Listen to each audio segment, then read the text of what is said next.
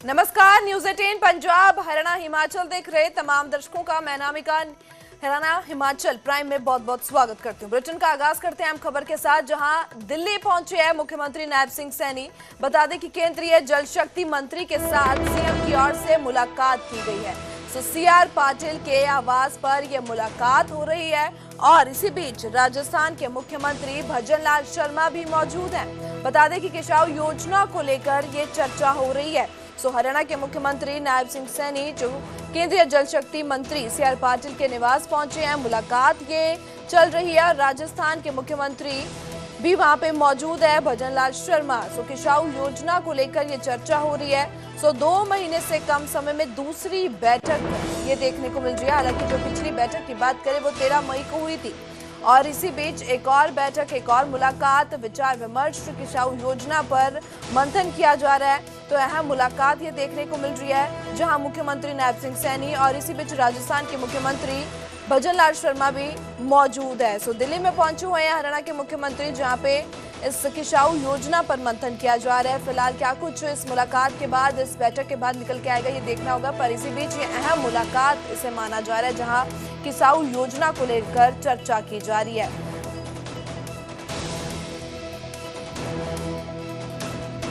दिल्ली पहुंचे हुए हैं मुख्यमंत्री नायब सिंह सैनी, जहां पे राजस्थान के मुख्यमंत्री सीआर पाटिल के निवास, राजस्थान के मुख्यमंत्री भी वहां पे भजन लाल शर्मा मौजूद है और सीआर पाटिल के निवास पर पहुंचे हुए हैं। मुलाकात ये चल रही है पिछले कुछ समय से और अहम मुलाकात इसे माना जा रहा है। किसाऊ योजना पर मंथन लगातार जारी है और क्या कुछ इस मुलाकात के बाद अहम निकल के आएगा, क्या सट्टा हल निकल के आएगा, सहमति बनेगी, तो ये देखना होगा। फिलहाल की घड़ी आपको बता दें कि किसाऊ योजना को लेकर विचार विमर्श चर्चा की जा रही है और 2 महीने से कम समय में ये दूसरी बैठक देखने को मिल रही है। हालांकि पिछली बैठक की बात करें तो 13 मई को ये बैठक हुई थी, जिसके बाद अब एक और बैठक, एक और मुलाकात जो की जा रही है। तो किसाऊ योजना पर मंथन किया जा रहा है। सीआर पाटिल के आवास पर ये मुलाकात हो रही है, जहां केंद्रीय जल शक्ति मंत्री के साथ सीएम की ओर से मुलाकात की जा रही है। राजस्थान के मुख्यमंत्री भजन लाल शर्मा भी इस दौरान मौजूद है। दिल्ली में ये बैठक हो रही है।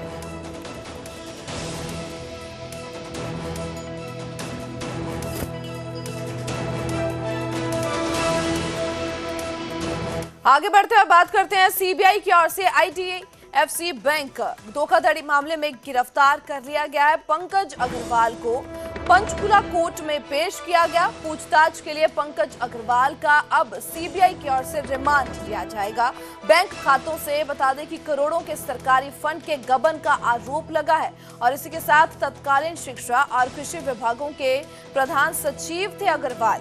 जब यह घोटाला हुआ तब पंकज अग्रवाल शिक्षा और कृषि विभागों के प्रधान सचिव थे। सीबीआई के द्वारा इस मामले में पहले आईएएस अधिकारी आरके सिंह को गिरफ्तार किया गया था और कोर्ट में पेश कर सीबीआई वरिष्ठ आईएएस अधिकारी पंकज अग्रवाल का रिमांड लेगी। बात करते हैं, हमारे संवाददाता तारा ठाकुर हमारे साथ जुड़ चुके हैं। तारा, एक और गिरफ्तारी, क्या कुछ और खुलासे लगातार देखने को मिल रहे हैं कि सीबीआई की ओर से इस पूरे मामले में जांच तेज की गई है और गिरफ्तारियां की जा रही है?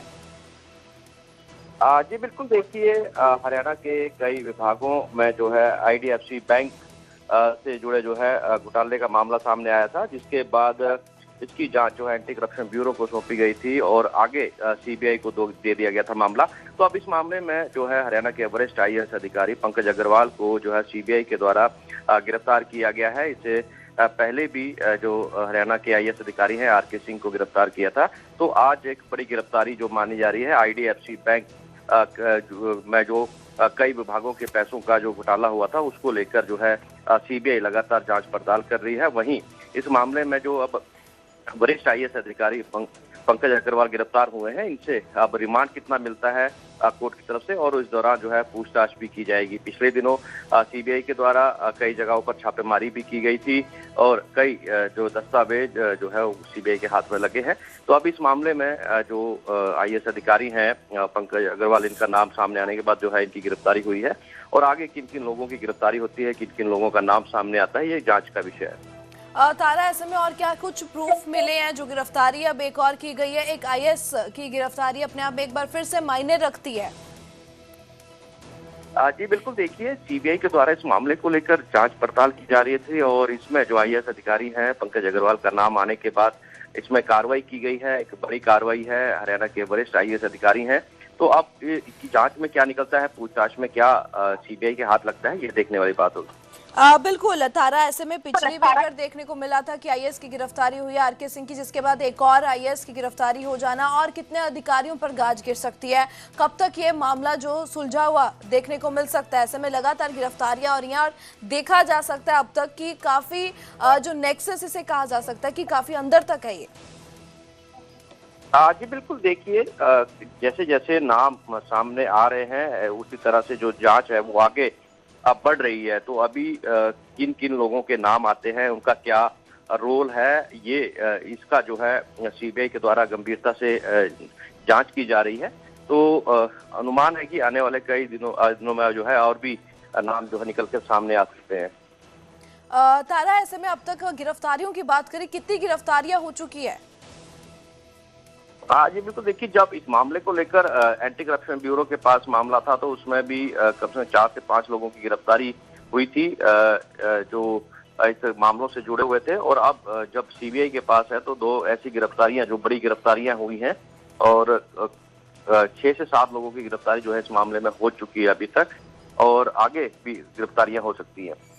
बिल्कुल तारा, आपका बहुत बहुत शुक्रिया तमाम जानकारी के लिए। तो लगातार इस पूरे बैंक फ्रॉड मामले में गिरफ्तारियां हो रही है। एक और आईएएस को गिरफ्तार किया गया, पंकज अग्रवाल को। अब रिमांड पुलिस की ओर से, सीबीआई की ओर से लिया जाएगा और आगे की कार्रवाई शुरू की जाएगी। बात करते कुरुक्षेत्र में चारा काटते समय दर्दनाक हादसा वापर गया। बता दें कि थ्रेशिंग मशीन में दुपट्टा फंसने से एक महिला की मौत हो गई है। तो खेत में काम करते समय यह हादसा हुआ है। जानवरों के लिए चारा काट रही थी महिला और इसी दौरान दुपट्टा फंसा और ये दर्दनाक मौत उस महिला की हो गई है। सो टोका मशीन काल कैसे बनी, ये तस्वीरें जो सामने आई है, तो बेहद दर्दनाक हादसा ये हुआ है। दिल दहलाने वाली ये तस्वीरें सामने आई है। सो खेत में काम करते समय ये हादसे की तस्वीरें। सो टोका मशीन पर जो दुपट्टा फंसा और उसके बाद इस महिला की जान चली गई। सो कुरुक्षेत्र में चारा काटते समय दर्दनाक हादसा, जहां पे एक थ्रेशिंग मशीन में दुपट्टा फंसने के कारण एक महिला की मौत हो गई है।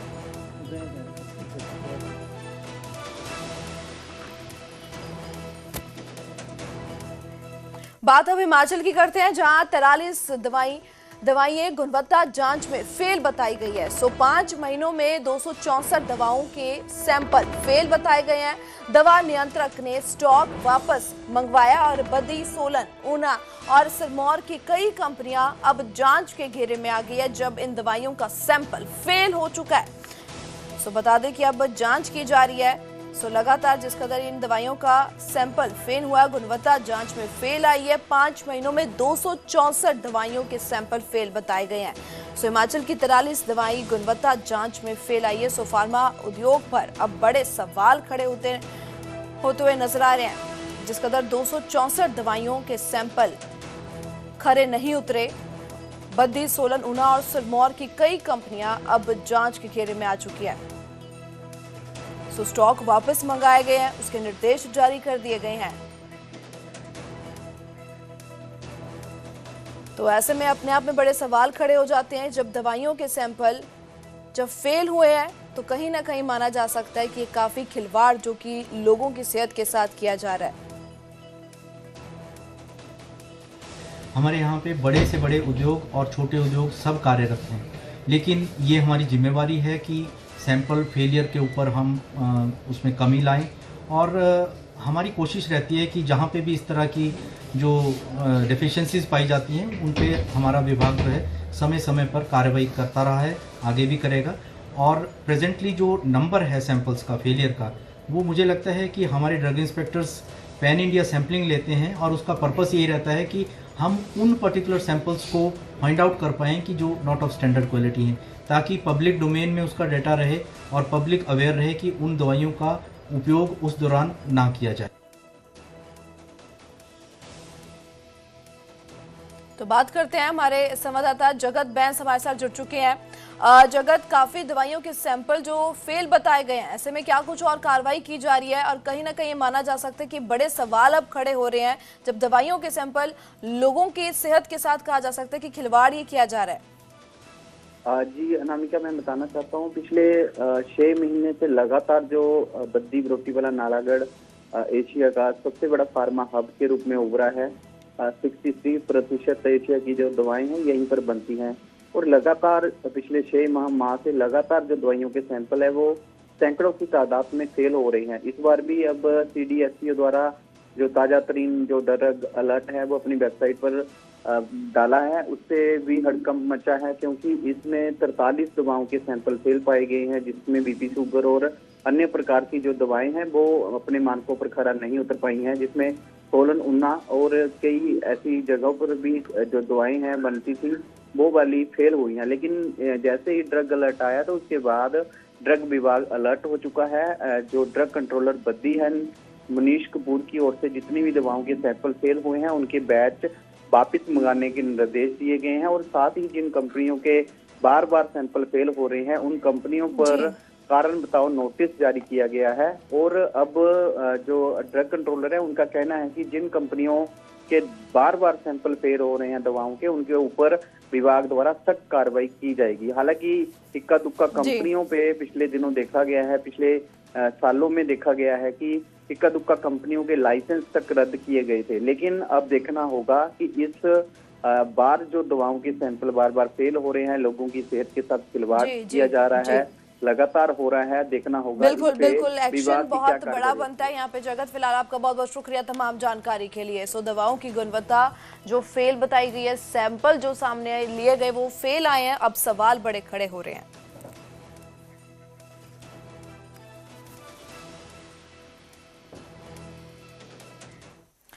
आगे बढ़ते हुए बात करते हैं जहां हरियाणा कैबिनेट की टीचर ट्रांसफर पॉलिसी को मंजूरी दे दी गई है। नौकरी के आखिरी साल में तबादला नहीं होगा।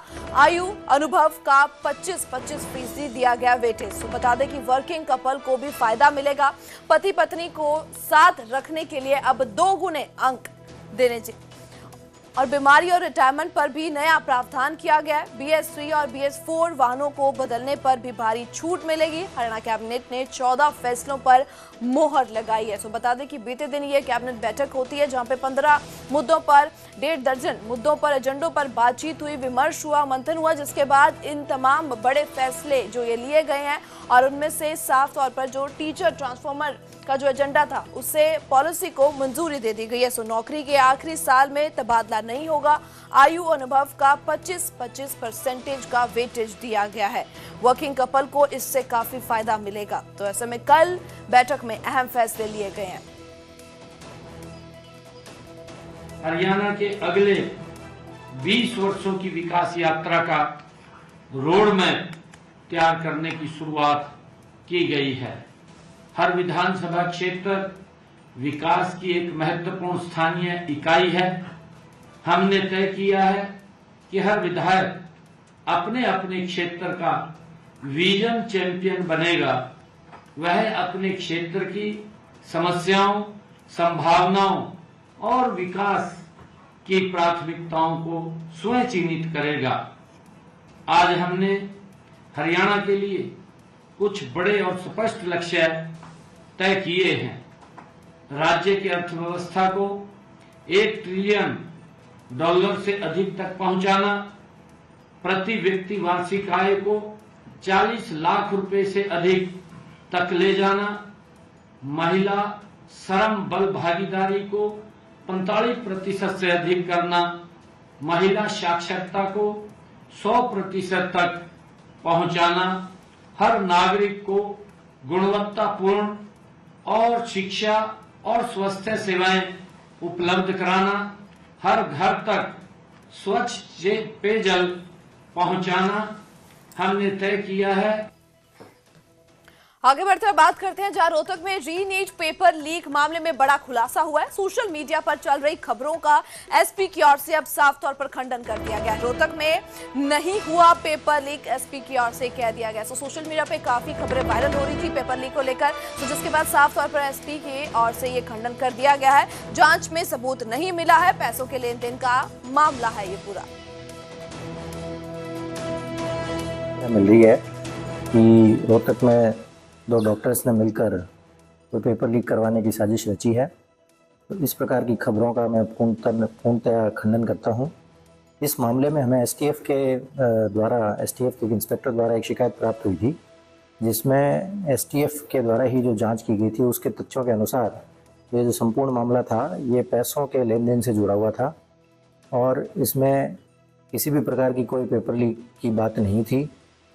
और ये जो भ्रामक सूचना है कि पेपर लीक है वो आपस में इनके विवाद के लिए गलत देनी पाई गई और इस पर जांच करके जो भी कानूनी कार्रवाई होगी वो अमल में लाई जाएगी। तो उधर शिमला में हिमाचल के पूर्व मुख्यमंत्री स्वर्गीय वीरभद्र सिंह की जयंती मनाई गई। शिमला के रिज मैदान पर स्थित उनकी प्रतिमा पर राज्यपाल कविंद्र गुप्ता ने पुष्पांजलि अर्पित की और इस दौरान लोक निर्माण मंत्री